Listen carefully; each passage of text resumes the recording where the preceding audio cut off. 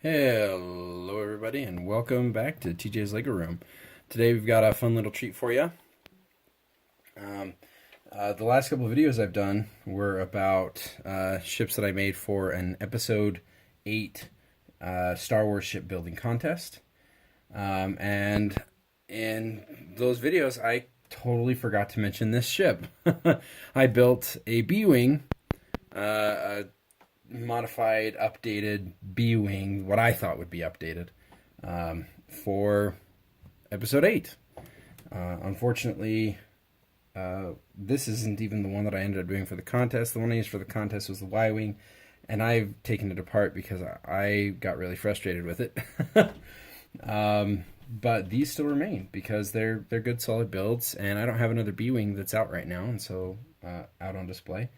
And as a Star Wars fan, I think it's required you got to have an X-Wing, an A-Wing, a B-Wing, and a Y-Wing, right? So this is my B-Wing. Rotating cockpit, as always, because you have to. And it does use just the gravity, the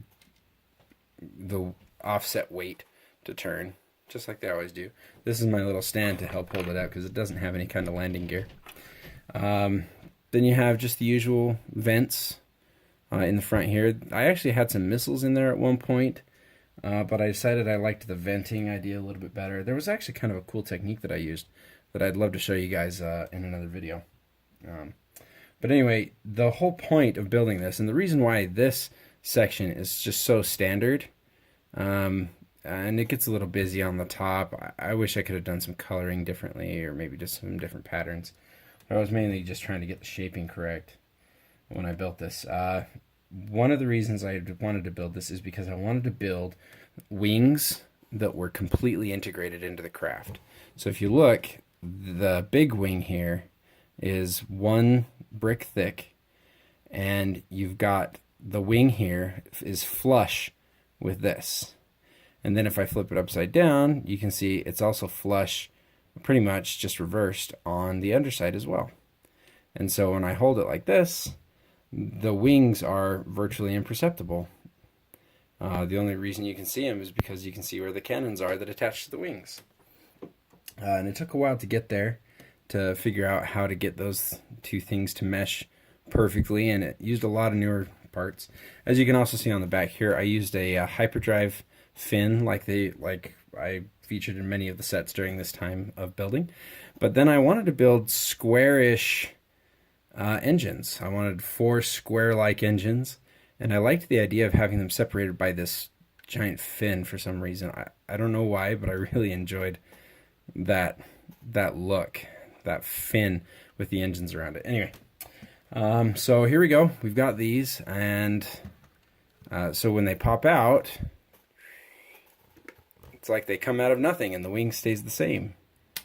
So that was the whole goal, was just to get that. So if I open them, now if you look, there's actually this whole section with these tiles. These are the 4x4 tiles that they have. Let me see if I can, while I turn this around for you to kind of get a look at this, I'm going to be having my head looking elsewhere, so sorry if it's not great. But I was just looking for one of these pieces.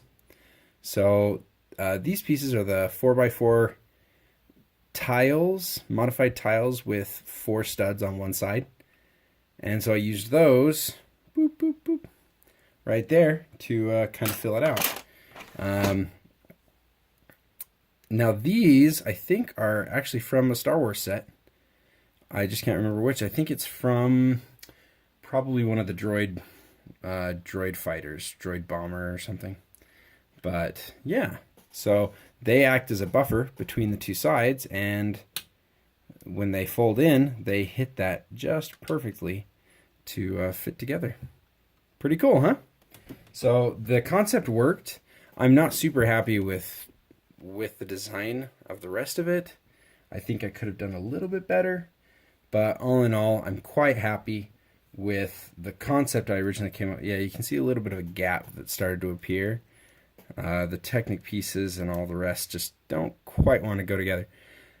I wish I would have been able to do a little bit more with the decor of it, with the surface at level here, maybe, I mean, from the front it looks fine. You know, it looks pretty good. It's got a nice rounded shape to it, which instead of the square boxy things that you usually saw in the old Star Wars movies, it's definitely updated to be more rounded, which I think is nice.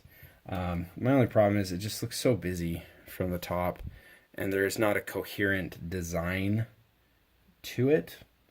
And so that's, I think, one of the reasons why I didn't submit this for the contest. But again, the whole purpose of the exercise was to get the wings to integrate completely into the ship, but the ship not look completely stupid when they were open. I mean, it still looks a little flat through here, a little straight. It would have been nice if I had some sort of a tile that could bend up this way towards the end. But for crying out loud, I did a pretty good job for knocking these out. So, like I said, I built several ships for this contest. I built the A-wing, the Y-wing, the Arc 170, and this, all for the same contest. And I built these, like I've mentioned before, in rapid succession in just a couple of weeks. It was pretty fun to do. So thanks for checking this out. I think I will do a little bit of a breakdown on this to show one of the neat techniques that I used for these fins here was actually really interesting to do. I don't know if you can quite see inside there, but I would like to take that apart and show you how I did it, because I was a purist on this set and I did not cut any pieces, any bar pieces like I have seen some do. And I'm not saying that's a bad thing, but I'm just letting you know I didn't have to do that on this. So and then show you probably how I mathematically figured out how to get these two wings opposite of each other, just with one stud in between, or one plate between it. So we'll probably work on that in another video. In the meantime, thanks so much for checking out TJ's Lego Room. Hope everything's going well for you guys. If you have anything that you'd like me to show you, or if you have any suggestions for additional mocks I can do, I'm happy to look at them. I'm right now working on some requests on some builds, so hopefully we'll have those done soon, and we'll catch you next time in TJ's Lego Room. Bye.